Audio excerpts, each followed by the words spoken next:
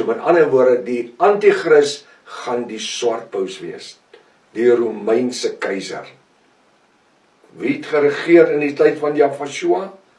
Die Romeinse keiser. En dan na 570 jaar, dan raak die grootste ryk weg, die Romeinse ryk, van die hele tyd van Babylon, Mede-Perse, Griekeland, Rome, dan raak hy weg. Hy gaan herleef. Soos ons die skrifte lees, ek noem die goed net hier so vir interessantheidsonthaalwe, moenie die mekaar raak nie, luister wat ek sê. Luister wat ek sê, en dan kyk ons na die skrifte, en dan verstaan ons hoe die goed in mekaar pas. En weet jy wat? In 600 jaar se tyd, meer as 600 jaar, het protestantisme en die katholieke kerk en al die verskillende denominasies nog nooit vir ons oor hierdie goed gepraat nie. Dis geopenbaarde woord, bo-natuurlike geopenbaarde woord. Hy sê slagoffers laat ophou. Hy maak 'n einde daar. En op die vleuel van die gruwels, dis wanneer die groot verwoesting, dis wanneer die groot verdrukking begin, sal daar 'n verwoester, die antichrist wees. Die antichrist sal homself nou openbaar, en wel tot aan die einde. Wat 'n einde? Van die groot verdrukking, en wat vasbesluit is, volgens die bo-natuurlike geopenbaarde woord, sal oor wat woes is, naamlik die groot verdrukking, uitgestort word. Dit is wanneer alles tot 'n einde sal kom, by die slag van Armageddon. Ja, jy het soveel inligting gekry op hierdie oomblik. Jy kan dit nie glo nie. Die bo-natuurlike woord verduidelik homself. Nou, jy moet weer miskien na hierdie gedeelte, draai jou video terug en kyk maar weer na die gedeelte. Want hier is goed wat jy in jou lewe nog nooit van gehoor het, van die swart paus nie. En dit is nie iets wat uit 'n boek uitkom nie.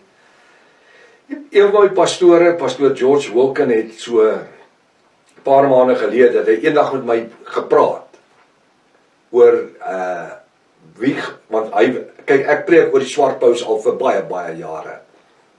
Toe kom hy met die gedagte by my en hy sê, prof, is dit nie dat die swart paus die antichrist gaan word nie?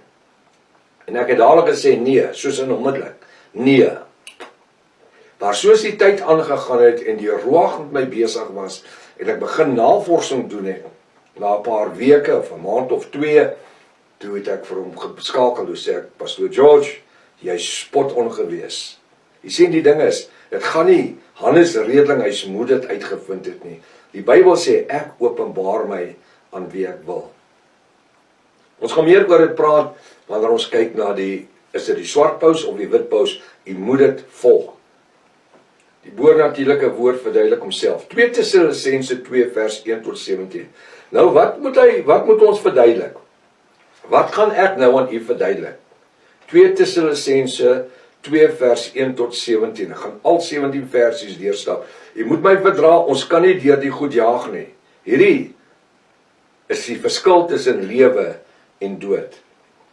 Kyk, ek gaan net Daniël 9:27 lees en dan gaan ek net stop en vir u sê, en hy, wie is die hy? Sal 1 week lang, dit is 2520 dae, 7 jaar, 84 maande, met baie, wie is die baie? Sterk vredesverbond sluit. Nou kyk wat sê hy, en gedurende die helfte van die week, na 1260 dae, 3,5 jaar, 1260 dae, sal hy, wie in die tempel sit, nadat hy die finale vredesbond gesluit het, slagoffers en spysoffers laat ophou. Het ons dit? So ons gaan kyk, hy sê uitdruklik, ek wil hê, jy moet daai gedeelte in die Bybel highlight, sal hy slagoffers en spysoffers laat ophou. Die kondisie is, hy moet in die tempel gaan sit en slagoffers en spysoffers bring.